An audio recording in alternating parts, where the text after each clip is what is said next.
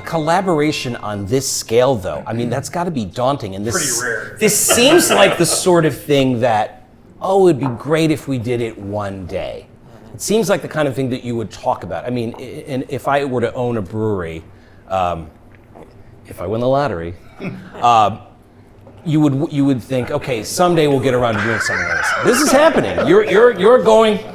You're all like, where are you at in the brewing process right now? We brewed ours today, and we just got our labels showed up today too. So I mean, we'll be ready for the first one on the 24th this month. So now all of your beers start from the same what they call grain bill. Who wants to explain what a grain bill is? Rich. Oh, basically. Well, you're close to them.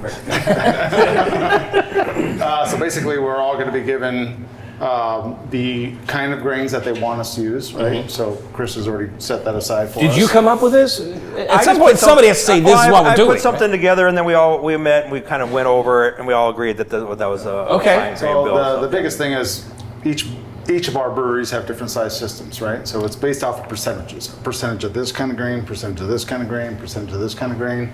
But we all have the same grain bill, but we all have the opportunity to change out the yeast. We have the opportunity to change out the hops, whatever it is that we want to do. But the grain for that particular recipe has to stay the same across the board. So, and can I add one thing? That's going to result in beers that should be all close to the same alcohol by volume. So we're all, going to have a beer that starts out with a certain original gravity and ends up at a certain final gravity, which we all should have beers in the 6.5% ABV range for this undertaking.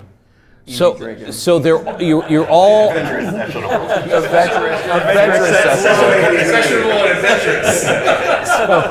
6.5 is what they call a sessionable here. Yeah. Okay. Yeah. Right. The adventurous session IPA. And you can also put it in your lawnmower, which is fantastic.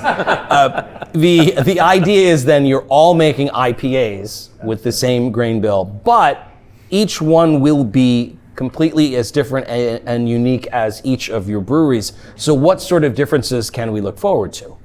I mean, they could be from, hazy, soft, and juicy to dry and bitter, and clear, if they want to clear it up. I mean, lightly hopped, heavily hopped. I mean, it can be all across the board. Hops that are tropical and citrusy, hops piney hops, tropical hops. Herbal, I mean, so was there any collusion? Like, okay, I'm going to do something like this, so you guys lay off that, or are you all going to find out together what you're doing? We're just going to find out together. Yeah. No, it does give us the ability to see how each of us spins it. Mm-hmm. So like all of us have different takes on beer, so I think it gives us the ability to show our takes on the same idea. How likely are you all to try everyone else's beer and think, I'm going to drink No, let me finish the question. Of course you're all going to try all the beers. How likely are you to try the beer and think, I wish I would have done that? Well, we'll know when we taste them. Yeah. There's a probability there, but to his point, you just won't know until you try them. Yeah. I hope we're all doing like what we want to do with an IPA, and just use this as an excuse to ignore like what's trendy, what's hot right now, and just make what we really are excited about and passionate about. Yeah. I already know it's one of the things I'm going to pick are just my favorite hops, my favorite yeast, and we'll go from there. These are great. Like this, when you do these ones, it's kind of like a free card. You just kind of play around with it, and who knows? Some of these beers that we do on this thing right here might end up being a beer that one of the breweries, us or one of the breweries, do, as a regular or semi-regular beer. If it turns out really good, I mean, it's totally experimental, which is the fun part. Yes. I think we all need that. Yeah. And it's a lot easier to do that when we have 9 breweries together to help sell that beer and promote it than if we were just going to do one beer, like the one we're doing here. If we're just going to do that one batch of it, it's not as easy to push that as this collaboration one is. When you're thinking about the consumer, and you're thinking about your friends in the industry, your local compadres here. I mean, you obviously want to make sure the consumer's having a great time with your beer, But there's also got to be a little extra, like, I want to make sure the fellas know that. Oh yeah. Yeah, I mean, is that? I don't care what any of these guys think. Justin, that's the nature of like all collaborations. You want to make sure that. Oh, you got blamed for that. That's fine.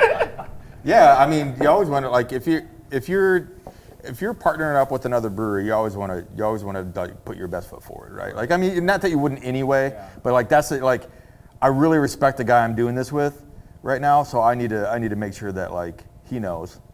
Yeah. Right. And I hope they're the same. They're like, they're gonna know. They're gonna find out. You know, you don't do a collaboration to just be like, That respect that you're talking about in collaborations is so important, and I mean, the 9 breweries that are assembled for this project, you all have such mutual regard for one another. Yeah. That's incredible to see. Like just as a consumer and a fan of all of your work, to know that you're all each other's biggest cheerleaders. And some more than others. Okay, that's fair. That's fair. Illinois. That's fair. So you're all going to go to work now on this IPA, and you're all going to put your own twist on it. All the beers are not available at all the places, just the beer that you made, or how are the logistics in terms of like, you can't just go one place and get all 9 beers, right? That's not a thing. No. Each beer will be at each respective brewery on the release date, right? so it starts on the 24th, and then every 2 weeks. So every other Friday, then a different brewery will be launching their version of it, and it's called Brewed Together. So you're all calling the beer Brewed Together. It's just the name of your brewery, yeah. And the labeling, the labels are all Similar. different color schemes, and then for whatever brewery happens to be releasing on that Friday, their logo will be featured on the label, and then the other breweries will just be listed below that. I think that's what I recall. On the side, yeah, pretty much. Yeah. Yeah, with their coordinates. I don't know whose idea the coordinates were, but that's Leslie, GPS coordinates on every respective can has the GPS coordinates to each brewery, so you'll discover your backyard again. Yeah. You know, like in the Quad Cities, you know? So you'll be able to know exactly where the brewery is, and as you mentioned, like each can has the color scheme of all your breweries. Yeah, I didn't punch mine in. I just trusted it. But They don't all end up here. Well, I know they're different numbers, but I'm like, where does she Every can takes me to adventure. That's weird. Every can takes me to adventures. What the hell is that That's deal? the strangest thing I've ever heard of.